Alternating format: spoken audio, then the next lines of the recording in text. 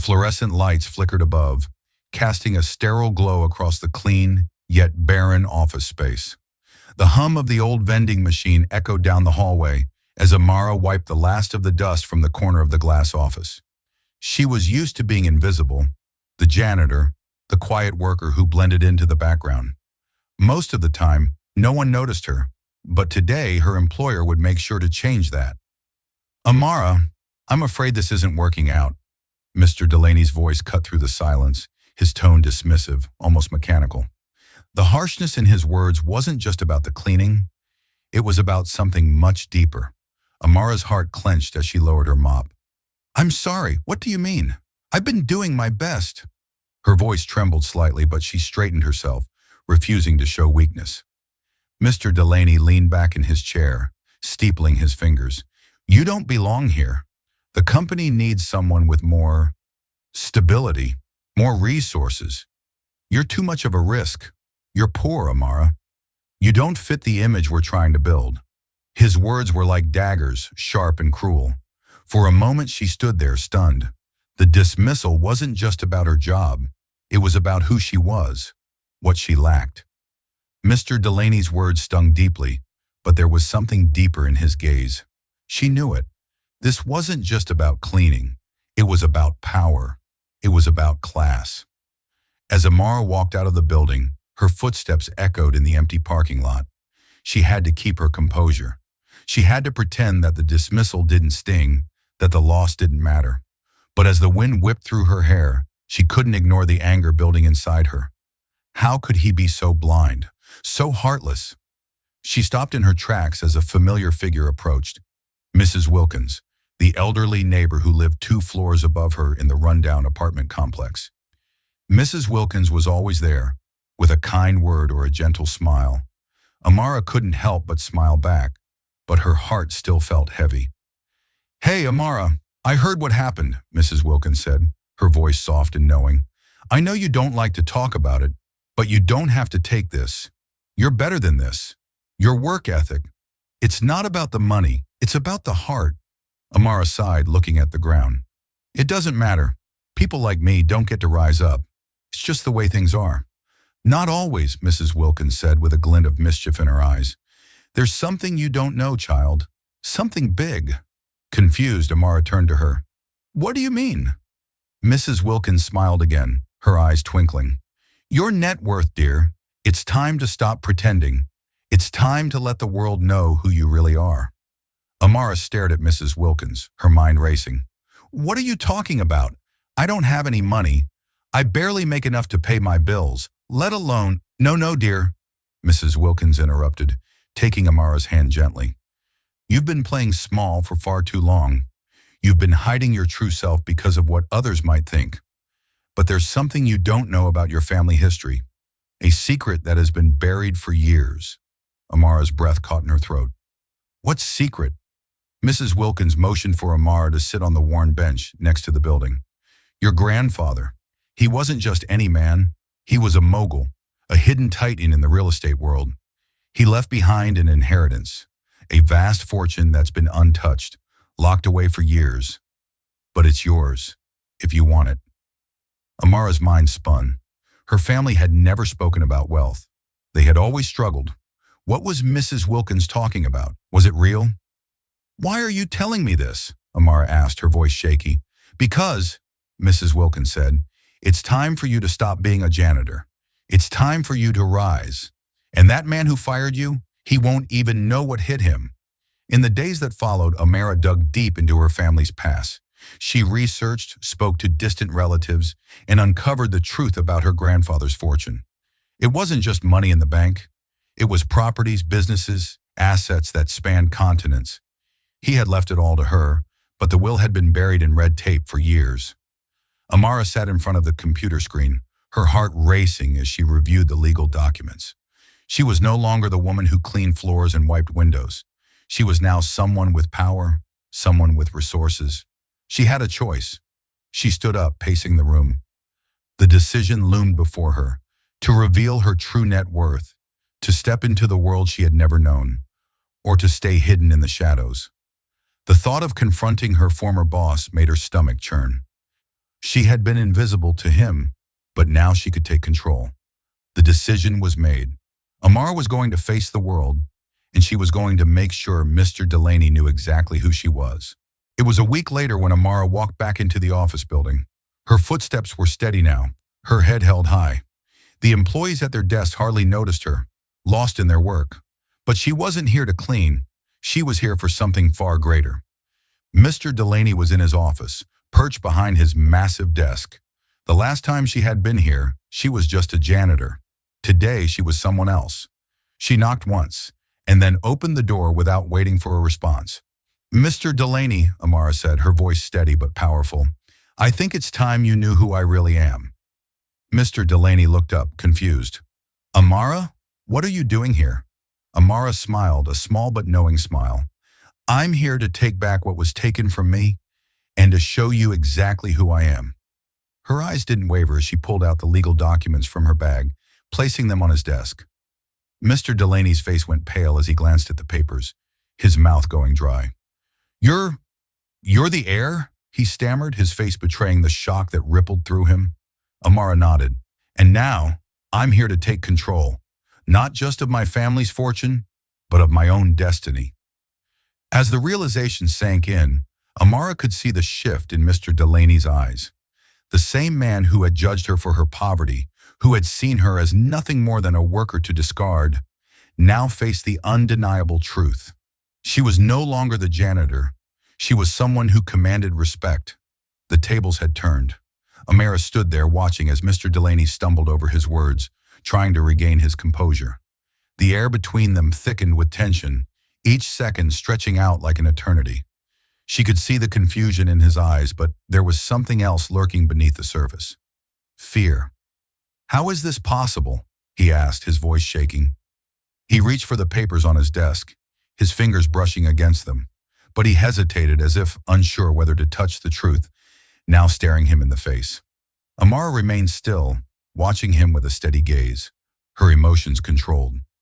She had learned long ago that showing vulnerability was a weakness in the eyes of people like Mr. Delaney. He had fired her for no reason other than her financial standing, believing she would never rise above her circumstances. But now she was standing in front of him as something he could never have imagined. Someone more powerful than he had ever anticipated. She leaned forward, allowing the moment to linger. "You were right about one thing," Amara said softly, her voice dripping with resolve. "I don't belong here, in a place that judges people based on their income or status.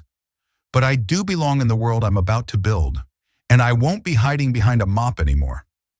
Her words stung, but she knew they were necessary. There was no turning back now. Amara had been underestimated for too long, and this moment, this confrontation, was not just about her reclaiming her rightful inheritance.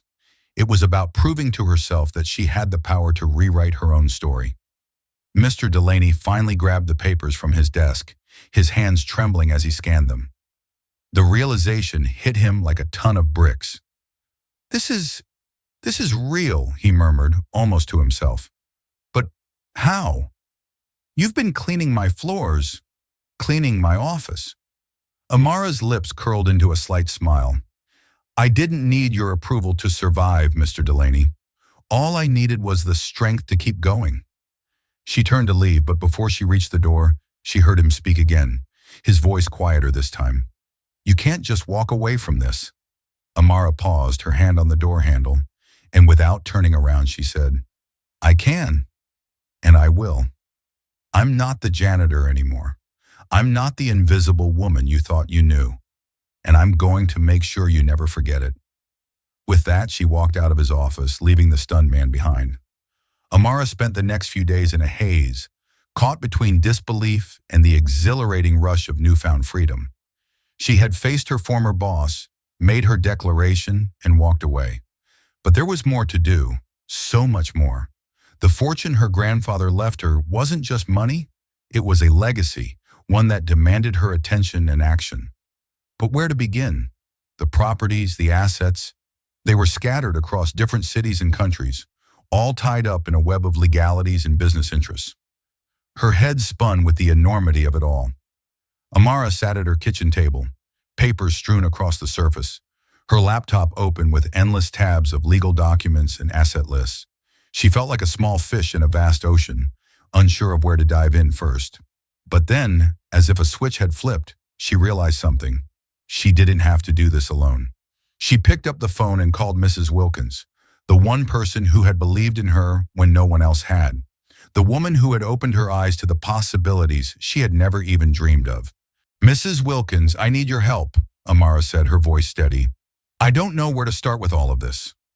Mrs. Wilkins chuckled on the other end of the line. "I thought you might say that, child. I've been waiting for this call." Within the hour, Mrs. Wilkins arrived at Amara's apartment, bringing with her a small stack of files and a sense of calm. She didn't waste any time. "Here's what we're going to do," Mrs. Wilkins said, sitting down beside Amara. "We'll start with your grandfather's real estate portfolio. That's where the bulk of the wealth is. The businesses, the investments. We'll handle those later. For now, we need to take control of these properties." Amara nodded, her resolve hardening. She wasn't just inheriting money, she was inheriting a world, and she was ready to navigate it.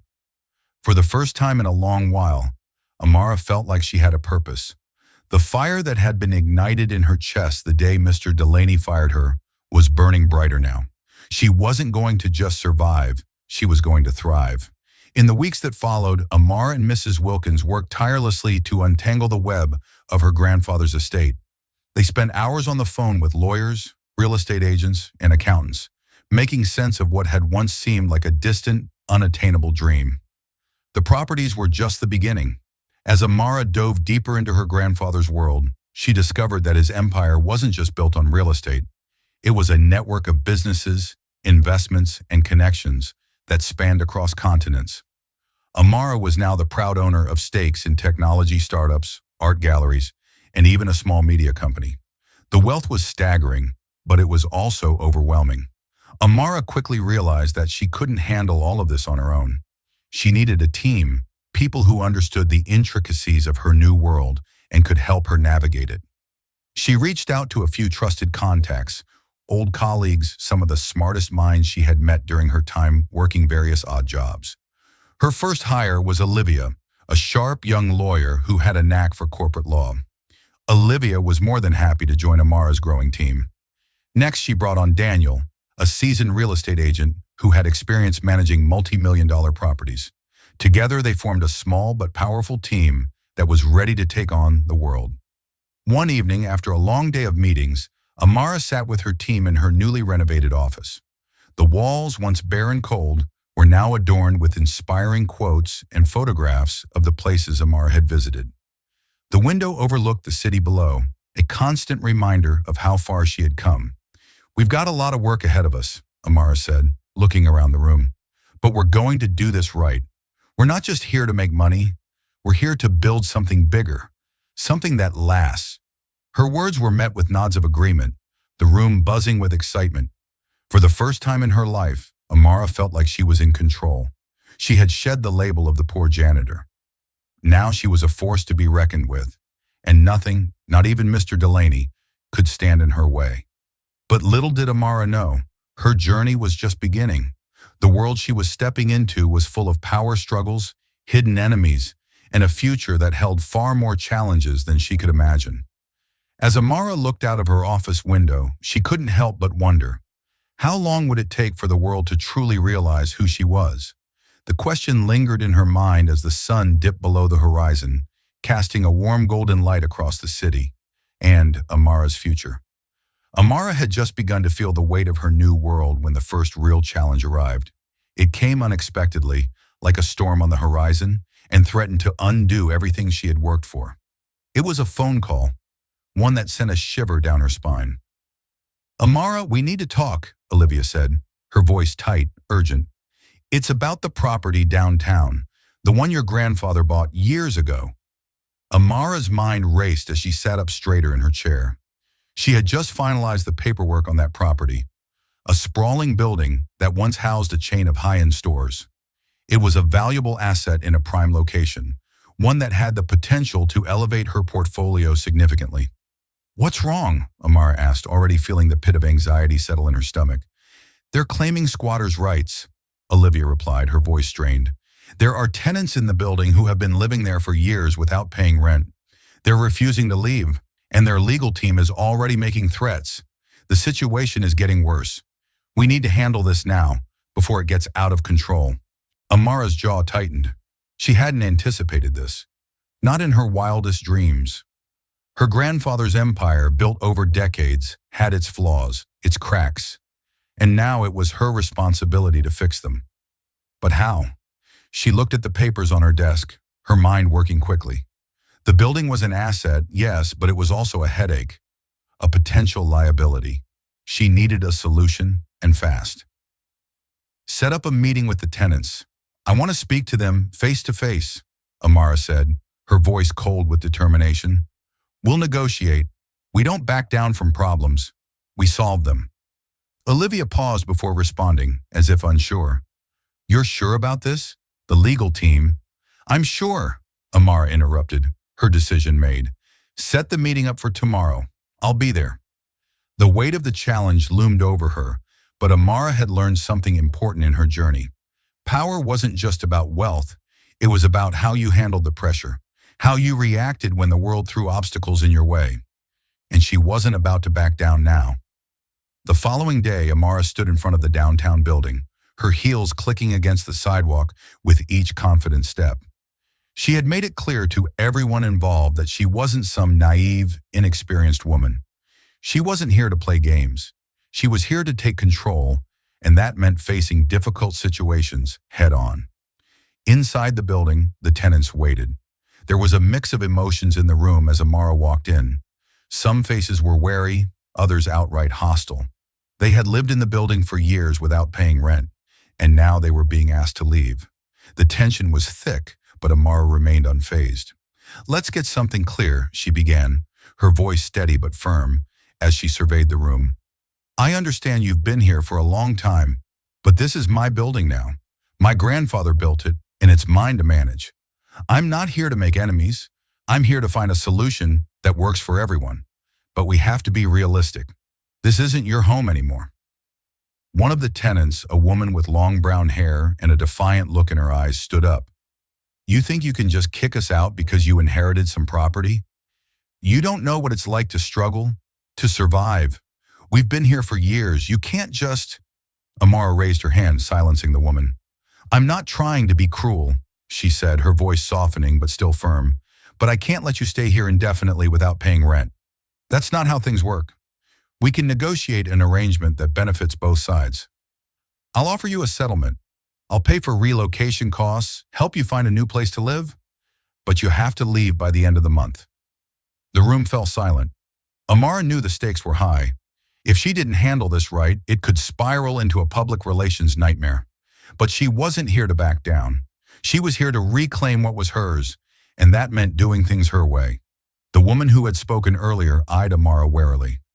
And if we refuse? Amara met her gaze without hesitation. Then we'll take legal action. I don't want that to happen, but I will if I have to. You're not getting a free ride at my expense. The room was heavy with silence, but it didn't last. Slowly, the tenants began to murmur amongst themselves. Some seemed to realize that they had no other option but to accept her terms. Others looked like they were still contemplating their next move. But Amara stood tall, her back straight and unwavering. The negotiation was far from over, but she had made her mark. She had shown them that she wasn't afraid to fight for what she had inherited. This was just the beginning of her journey, and she would face every challenge with the same resolve. The next few days were a blur of legal meetings, phone calls, and emails. Amara had thought the hardest part of her new role was the logistics of managing a sprawling empire. But she was wrong. The real challenge was the backlash she faced from the tenants who refused to accept her terms. The media picked up on the story quickly, painting her as a ruthless, cold-hearted businesswoman who was trying to evict people who had nowhere else to go. Articles popped up everywhere, depicting her as the villain in a David versus Goliath narrative.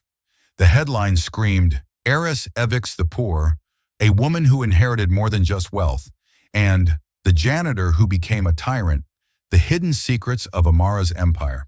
The backlash hit hard, and for the first time since inheriting the fortune, Amara felt the weight of the public's judgment. She wasn't prepared for this.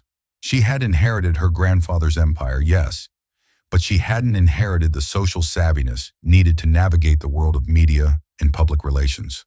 The journalists painted her as an opportunist, someone who was out of touch with the struggles of everyday people.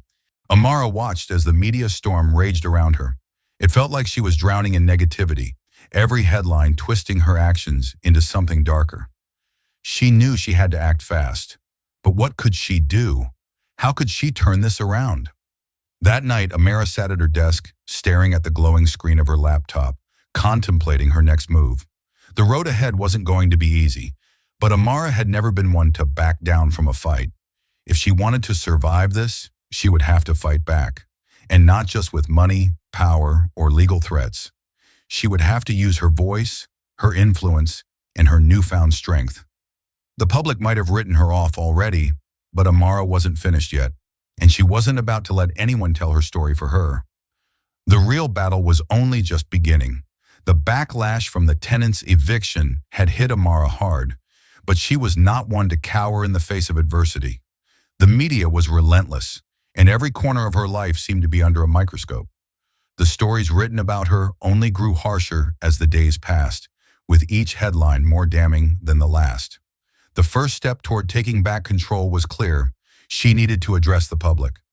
Amara knew that sitting idly by while the world distorted her actions wasn't an option. She needed to speak out, to show people who she truly was and why she made the decisions she did. Amara sat down with her team and worked through the night.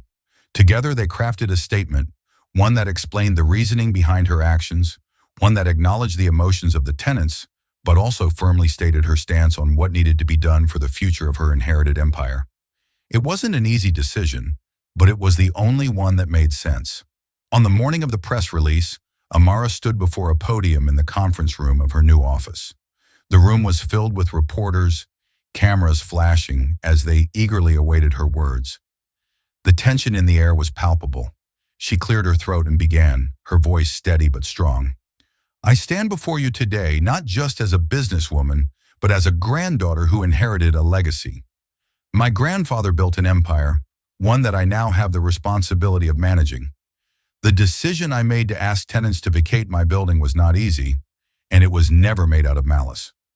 I understand the hardship that comes with displacement, but I had no choice but to take action to preserve the future of this estate and to ensure it continues to serve the greater good.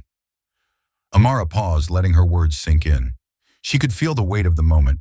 She wasn't just defending her actions. She was also reclaiming her place in the world. I believe in fairness and responsibility. I will provide relocation assistance to those who are affected, and I will work to ensure that future tenants have a voice in the process. I ask for your understanding as I move forward. My goal is not to destroy lives, but to build a future where we all have the opportunity to thrive. I ask that you let me lead with compassion and integrity, not judgment. She finished her statement and stepped away from the podium, watching as reporters began asking questions. The air in the room had shifted. The accusations, the harsh headlines, they didn't seem to matter as much anymore. Amara had taken control of her narrative, and the world would now have to listen. The press conference marked a turning point in Amara's journey. Her words resonated with many, especially those who had previously seen her as a villain. While some critics still remained, the tides had started to turn. In the weeks that followed, Amara worked tirelessly to repair the damage. She took the time to personally meet with the tenants who had been affected by the eviction. She followed through on her promise to provide relocation assistance and even offered them new opportunities within her portfolio if they were interested in working with her. She knew it wasn't enough to just offer financial aid. She needed to show that she was willing to do more, that she cared. Behind the scenes, Olivia, Daniel, and the rest of Amara's team worked to streamline her properties, making them more inclusive, more accessible. They also began forming partnerships with local community organizations to ensure that Amara's developments benefited everyone, not just those with money. It wasn't an easy transition, but it was necessary. Amara wasn't just inheriting wealth, she was inheriting a chance to make a difference. Amara's name slowly began to shift from the villain to the visionary.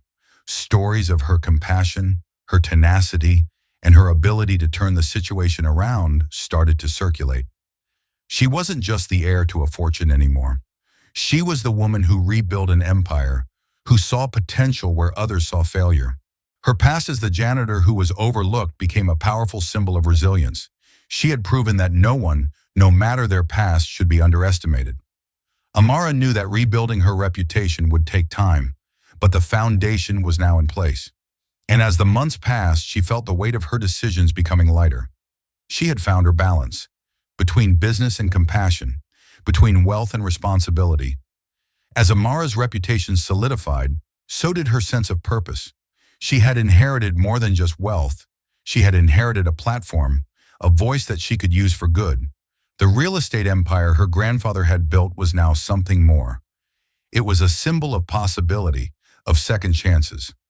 Amara began to pour more of her resources into initiatives that aligned with her values. She created a foundation dedicated to helping women and children from underprivileged backgrounds. She offered scholarships to young women who wanted to pursue business, law, or technology, providing them with the tools they needed to rise above their circumstances, just as she had.